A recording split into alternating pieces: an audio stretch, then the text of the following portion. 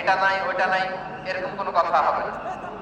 এলইডিতে আমরা দেখব ইনশাআল্লাহ। প্রিয় ভাইরা, সূরাতুল আহজাবের বিশ্বনবীর 5টি বৈশিষ্ট্যের কথা বলেছেন। কয়টি? সবাই বলুন আওয়াজ করে, কয়টি? 5টি বৈশিষ্ট্যের কথা আল্লাহ তাআলা এই আয়াত দুটিতে উল্লেখ করেছেন। বিশ্বনবী সাল্লাল্লাহু আলাইহি ওয়াসাল্লামের জীবনী, ওনার বায়োগ্রাফি নিয়ে কথা বলাটা যথেষ্ট, কারণ এটার কোনো শেষ নাই, কুল নাই, কিনারা নাই, বিয়ন্ডলেস, বাউন্ডলেস, বটমলেস। সুবহানাল্লাহ বলেন। কারণ তিনি তো এমন নবী যিনি হ্যাঁ বললে এটা শরীয়তে হালাল হয়ে যায়।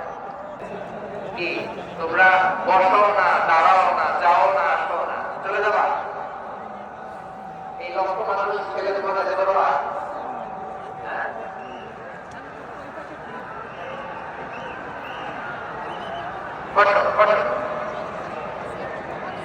কষ্ট হবে। শুরুতেই তোমাদের অনেক প্রশংসা করলাম, এই যদি হয় তোমাদের প্রশংসার নমুনা, তাইলে হবে না। বসো, মেহরবানি করে বসো, বসো।